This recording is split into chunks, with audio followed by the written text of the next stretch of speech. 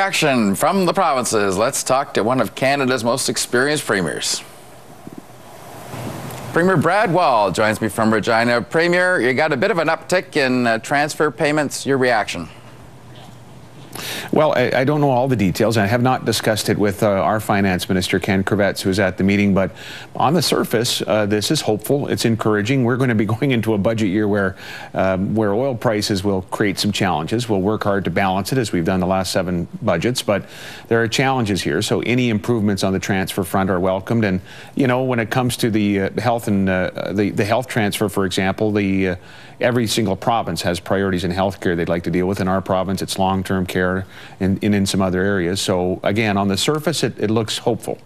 Any other issues you see on the radar screen to deal with the federal government on finance matters? Any other concerns that you're hearing?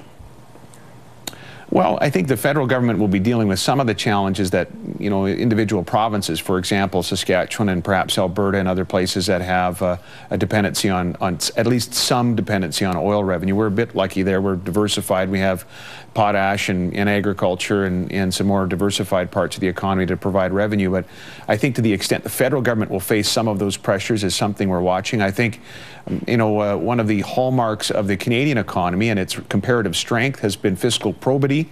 And so that's something we always encourage the federal government to pursue. It's sometimes more tempting to ask for money. And, you know, we have requests from time to time, but we think the country's financial health, fiscal health overall is also important for each province to be concerned about at a national level. Some people think that these finance ministers really should have focused more seriously on the challenges ahead.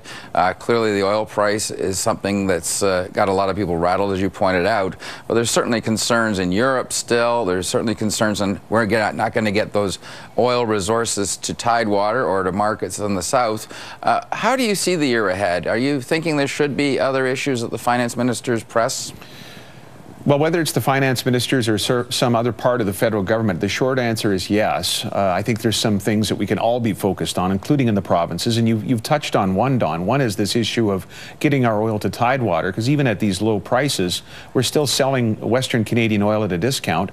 That's Canadian oil, of course, at a discount. It's important to the whole country because we get paid at either a Western Canadian select grade price or a West Texas price, and the Brent price is invariably a little bit higher. That's why these pipelines are important. It's just one of the reasons that it's important. And so, you know, whether it's the finance ministers or perhaps all of us as premiers getting together, or energy ministers getting together with First Nations leaders, I think, the new chief, Perry Bellegarde, to try to hammer out a better protocol, a better way of going about moving energy across the country. We're an energy power. That's something that we should be proud of, where we have a much more sustainable approach to energy development than our competitor countries around the world, certainly from the Middle Eastern countries that are currently importing oil into Canada on the eastern side of the country, which Energy East would fix.